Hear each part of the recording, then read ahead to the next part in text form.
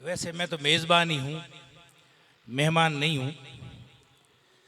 बचपन में जयराम जी दर्जी के यहाँ मैंने खूब शर्ट सिलाए हैं और ये यात्रा हम 41 मिनट में पूरी करते थे घर से। मेरा घर मीरपुरा की सरहद पर है, आखिरी खेत मेरा है, मेरा नहीं मेरे पिताजी का है, सॉरी। सम्मानित मंच, नाम लेने में औपचारिकता ज़्यादा हो जाएगी, और मंच पर विराजमान समस्तान से इनगण, मैं एक ऑर्थोपेडिक सर्जन हूँ। ऑर्थोपेडिक्स मेरा पेशा है और मैं एक पेशेवर आदमी हूँ। मुझे टॉपिक ये दिया गया है कि आपको बच्चों को मोटिवेट करना है, अभिभावकों को मोटिवेट करना है। मोटिवेशन हमेशा उस आदमी को करना चाहिए जिसका जीवन मोटिवेशन के लायक हो। मेरे जीवन में मोटिवेशन के लायक कुछ भी नहीं है। पढ़ाई की, पिताजी ने डंडे मार मार के पढ़ा दिया और मैं कुछ बन गया, इतनी सी कहानी है। यहां बैठे बैठे मैंने सोचा कि शिक्षा बहुत तेजी से बदल रही है। मैंने याद आवे है छोरो 6 महीना को होंदो ना, बिन कहता मेरे छोरो हड़ बाही बहु लावान बहु काम करी हूँ आराम कर। बस इतना सा टारगेट था उस टाइम। 15-20 साल और निकल गए, छोरो 12-13 पर को होंदो ना, बिन माड़ी स्कूल मेलदा छोरा स्कूल जा, मार सा पढ़नो है। वो समय भी निकल गया। अब समय बहुत टेढ़ा आ गया। बहु लावणी नी, खेत में सर हड़बवाणो नी, मास्टर नौकरी लागे नहीं, अम करनो के रहे हो। समय फिर वहीं आ गया वापस, स्वरोजगार। अब स्वरोजगार का टाइम वापस आ गया। मेरे पिताजी ने शिक्षा गुरुकुल में प्राप्त की, जैसा कि ओम जी ने बताया। मेरे पिताजी कई बार कहते हैं मैंने शिक्षा सरकारी विद्यालय में प्राप्त की। मेरा बेटा कॉन्वेंट स्कूल में पढ़ा, अंग्रेजी माध्यम की बड़ी बड़ी स्कूलों में। मेरा पोता पता नहीं कैसे पढ़ेगा। मैं निश्चित रूप से नहीं कह सकता वो कैसे पढ़ेगा, क्या पढ़ेगा, कितना पढ़ेगा। शिक्षा बहुत बदल रही है, हमें इसको समय से पहले समझना होगा। अब शिक्षा केवल पढ़ाई नहीं रही कि एक परीक्षा पास कर लो और शिक्षा से रोजगार प्राप्त कर लो। अब रोजगार संबंधी शिक्षा भी हम बात करते हैं, बाकी कोई नहीं करता। समस्त वक्तागणों ने शिक्षा से रोजगार की बात की। ये कंसेप्ट मुझे लगता है कि बहुत ज्यादा दिनों तक नहीं चलेगा। शिक्षा बदल गई है, शिक्षा का स्वरूप बदल गया है, शिक्षा के उद्देश्य बदल गए। एआई आ गया है। एआई में आपको कुछ पढ़ना ही नहीं है, वो आपको सब कुछ करके देता है, वो आपको रोजगार भी देता है। मीडिया के भाई ने बताया कि व्हाट्सएप और ये सब चीज़ें आपको बर्बाद कर देगी। कुछ लोगों आबाद भी कर रही है। सोशल मीडिया पर एक्टिव लोग रोजगार भी प्राप्त कर रहे हैं। अभी मैंने मेरे घर पे कुछ फंक्शन था तो मैंने एक सोशल मीडिया एडवाइजर से बात की। ओके साहब 50,000 रुपये लूँगा और आपको इतने लाइक मिलेंगे, इतने गुड मिलेंगे, वॉट एवर जो भी, मतलब इतना करके उसने वो किया। तो मुझे लगता है कि ये दुधारी तलवार है। हम इसको किस वे में लेते हैं, इसका उपयोग हम कैसे करते हैं।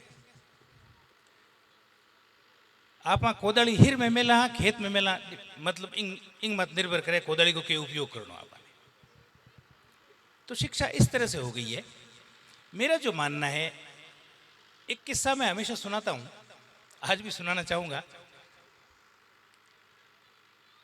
एक लेडी है जो जिसका बेटा है 7वीं 8वीं में पढ़ता है, बड़ा बदमाश है, कुछ करता नहीं है, सारे दिन खेलता रहता है। तो वो लेडी आइंस्टीन की मौसी या कुछ लगती थी।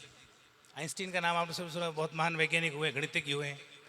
तो क्या आइंस्टीन जी, ये मेरा बेटा है, कुछ पढ़ता करता है नहीं, गणित में 0 नंबर इसके आते हैं, मैं बहुत परेशान हूँ, क्या करें। तो क्या बेटा कहाँ है? कि सब वो भी हम मैदान में आखों दिन कूदे दौड़े करे। तो आइंस्टीन के चलो हम चलते हैं वहाँ पे बात करते हैं। तो छोरे ने बुलाया, छोरा ना, छोरे को 1 मिनट रुको, मेरे गेम पूरा होने दो। तो उसकी माँ ने, आइंस्टीन ने वहाँ उसका वेट किया, उसका वो 10 मिनट का जो फुटबॉल का खेल था वो पूरा हुआ, फिर वो बच्चा के हाँ बोल हम के है। तो के आइंस्टीन को बोला कि ये मेरा बेटा है इस तरह। तो आइंस्टीन ने कहा ठीक है घर चलो। बी छोरे बी छोटे पे घर आया, बे कहो कि थे इन गणित क्यों पढ़ावनी चाहो, वो गणित को पढ़े इन वास्ते फुटबॉल को कोच ढूंढो थे, आप इसको फुटबॉल क्यों नहीं खिलाते, ये फुटबॉल में प्रोग्रेस करेगा। कहने का मतलब ये है कि अगर सदीक जी को हम कंप्यूटर की शिक्षा देना चाहें तो क्या बटेगा। ये संगीत अच्छा गाते हैं, ये जो मंच पे विराजमान है, आपको कम अंदाजा होगा, मुझे अंदाजा इस बात का कितने देशों में ये घूम के आते हैं, क्या इनकी प्रतिभाएं हैं। मेरी जब नौकरी लगी तो मैंने पहला कैसेट इनकी, उसका डोरी और बीटी जो गीत थे ना, उनका कैसेट मैंने खरीदा, कुछ रॉयल्टी आपको मिली होगी। तो मेरे कहने का मतलब ये है कि हम किस तरह की शिक्षा दे रहे हैं बच्चे को और क्यों दे रहे हैं, ये समझना बहुत जरूरी है। इसमें दो लोगों का बड़ा अहम योगदान रहता है, एक शिक्षक का, एक अभिभावक का। वो हर अभिभावक शिक्षक है जिसके घर में बच्चे हैं। हम उसको चलना सिखाते हैं, बोलना सिखाते हैं, बैठना उठना सिखाते हैं, खाना खाना सिखाते हैं, तो हमें पता है हमारे बच्चे में क्या गुण है। हम पता नहीं क्यों हम उस पर ध्यान नहीं देते। कोई छोरो ढंगों गोपड़ियों करे नहीं कि वो भी खेल दी कि मत चिड़िया उड़ा दी, वह भी इंगे खूबी है। हम उसको पहचाने, उसको उस फील्ड में मोटिवेट करें। उसको हम गणित न पढ़ें, गणित पढ़ रही भलो को होना। एक कोई परिचर्चा हो रही थी कि बहुत से युवा तस्करी की तरफ जा रहे हैं, बहुत अच्छी गाड़ी चलाते हैं, सुपरफास्ट की पकड़ में ही को आवे नहीं। मैंने लगे उनके अभिभावकों से कुछ गलती ये हुई कि उन्होंने उनको गणित पढ़ाना कोशिश की।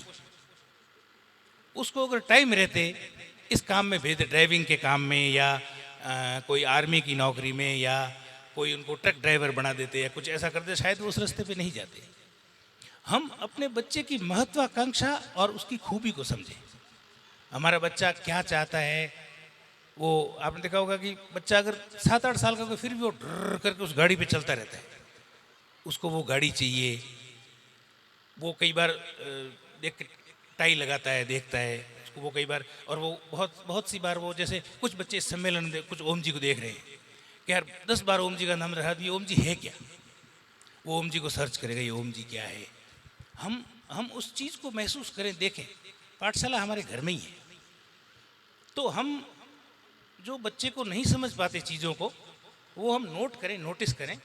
हम मोबाइल में लगे रहते हैं, बच्चा अपने हिसाब से लगा रहता है और हम उस चीज़ को नहीं समझ। आज 90% अभिभावकों को बोलो कि आपके बच्चे को क्या चाहिए, तो वो भाव शून्य है, उनको नहीं पता उसको क्या चाहिए। मैं एक सर्जरी कर रहा था, तो मेरा बेटा था 6th क्लास में पढ़ रहा था, वो कि पापा मैं भी देखने चलो, मेरे चलो। तो मैंने वो उसके बच्चे का हाथ यहाँ से काटना था किसी कारणवश, तो आधे घंटे वो भी देखता रहा, आधे घंटे पर पूरा हो गया। फिर वो स्कूटर पे मेरे आगे बैठा कि पापा वो ऑपरेशन वही हो गया कि मैं यहाँ, तो वो तो हम हूँ कर लाऊंगे। मतलब उसका कॉन्फिडेंस देखो आप। मैं ठीक है तू कर ले, तो हमके देखा। मैंने उसको ये नहीं कहा कि तू कल है, तू पागल है, कोई ऑपरेशन है, यूँ डिग्री, ऐसा नहीं है। ठीक है तेरे को करना है, तो ये तरीका है करने का। तो हम बच्चे को समझें, धीरे धीरे उसकी स्किल को समझे कि वो कहाँ जाना चाहता है, क्या करना चाहता है। उसके बाद में अंग्रेजी में एक कहावत है कि well begun is half done. आपने शुरुआत अच्छी कर दी तो आधा काम आपका हो गया। उसके बाद जो उपलब्ध संसाधन है, अभी चर्चा चली कि पहले बीएड की बाढ़ आई, फिर नीट की बाढ़ आई, फिर उसकी बाढ़ आई। इसमें समस्या क्या है? बाढ़ आना कोई बुराई नहीं है, समस्या उसमें यह है कि गलत लोग उसमें चले गए। अटल बिहारी वाजपेयी की एक नी रिप्लेसमेंट सर्जरी हुई थी, आपको पता हो, तो उसके बाद वाजपेयी जी कभी ढंग से चले नहीं, तो नी रिप्लेसमेंट इंडिया में बदनाम हो गया। तो मैं हमेशा वो कोई वरी जाता कि साहब यार अटल बिहारी जी की सक्सेस नहीं हुई, आपके कैसे सक्सेस हो जाएगी।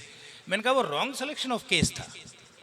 अटल बिहारी की सर्जरी करने से सर्जन को मना करना चाहिए था। ये गलती सर्जन से हुई है, अटल बिहारी जी कोई गलती नहीं है। तो हम क्या करते हैं, रॉन्ग सिलेक्शन ऑफ फील्ड कर लेते हैं। आपका बेटा आपकी इच्छा से डॉक्टर बन रहा है, अपनी इच्छा से नहीं बन रहा। मैं बहुत से बच्चों को जानता हूँ जो बीच में डिग्री छोड़ के आते हैं, एग्ज़ाम नहीं देते हैं, उनको ज़बरदस्ती धकेला जाता है, ठूंसा जाता है इसमें, क्योंकि अभिभावक को लगता है कि अभिभावक हमेशा अपनी अतिरिक्त इच्छाओं को उसके ऊपर डालते हैं कि यार आपने घर में कोई डॉक्टर को बन से क्यों नहीं, अब मैं एक आध दिन तो बढ़ावांगे। उसके तहत नहीं, बच्चे की काबिलियत को भांपें। डॉक्टरी बहुत अच्छा प्रोफेशन है, अच्छे डॉक्टरों की आज भी कमी है। मैं 4 डॉक्टर ढूंढ रहा हूँ, मुझे नहीं मिल रहे। मुझे ये भी पता है कि बहुत से डॉक्टर है दुनिया में, मतलब अपने समाज में बहुत से डॉक्टर घूम रहे हैं, खूब डिग्री किए हुए, पर मुझे अच्छे डॉक्टर नहीं मिल रहे। तो प्रॉब्लम कहीं तो है। प्रॉब्लम ना तो डिग्री में है, ना एजुकेशन में है, ना फील्ड में है, प्रॉब्लम हम खुद में है। हम गलत आदमी को गलत जगह भेज रहे हैं।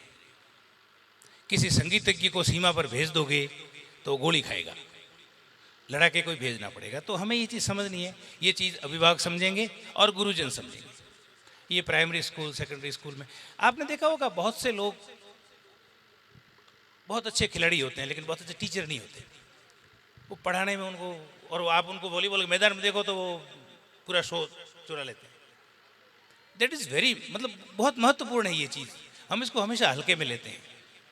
बहुत अच्छे डॉक्टर्स, बहुत मेरिटोरियस लोग देखे हैं मैंने मेरे फील्ड में, but they are not good doctors. वो मेरिटोरियस हो सकते हैं पर वो अच्छे डॉक्टर नहीं है। तो ये थोड़ा कठिन है जजमेंट, पर मुझे लगता है कि ये जजमेंट किया जाए तो हमारी आधी प्रॉब्लम सॉल्व हो जाएगी। आदमी को सही जगह भेजना बहुत इंपॉर्टेंट है। बहुत से लोग, अभी आजकल एआई के थ्रू एक स्टडी चल रही है, लेटेस्ट चीज़ बताता हूँ आपको। महापुरुषों का, अपराधियों का, सबका डेटा खंगाला जा रहा है कि वो ये क्यों किया उन्होंने। महात्मा गांधी की दोबारा स्टडी हो रही है एक चीज़ की, जो लिटरेचर अवेलेबल है। सचिन तेंदुलकर के पीछे जाके देखा जा रहा है कि वो तेंदुलकर कैसे बना। सब हिटलर की चीज़ खंगाली जा रही है। तो वो ये कह रहे हैं कि यार कहाँ गलती हुई या कहाँ अच्छा डिसीजन हुआ। Success is right decision at right time. सही समय पर लिया गया सही निर्णय है।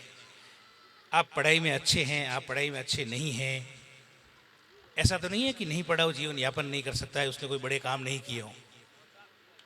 इंपॉर्टेंट चीज़ ये है, हम लोग जो भी जिम्मेदार लोग हैं, जो इस चीज़ को, इस फिलॉसफी को समझते हैं, उन्हें ये चीज़ समझनी चाहिए कि हम अगली पीढ़ी को किस तरह पुश कर रहे हैं, किस तरफ हम ले जा रहे हैं। रोजगार केवल शिक्षा में ही नहीं, खेलों में भी है, सोशल मीडिया में भी है, और निकम में बैठे रहना भी आजकल रोजगार है। हमें उस चीज़ को समझना है। मैं कोई प्रोफेशनल वक्ता नहीं हूँ, इसलिए मेरे दिमाग में इतनी बात आई और आप सभी ने मुझे यहाँ बुलाया, याद किया, इसके लिए बहुत बहुत धन्यवाद। मेरे गांव में मुझे बुलाने के लिए बहुत बहुत आभार। हेलो, बहुत बहुत आभार सम्मान्य डॉक्टर श्री हरिराम जी बिश्नोई साहब का। एक बार पुनः बहुत जोरदार तालियों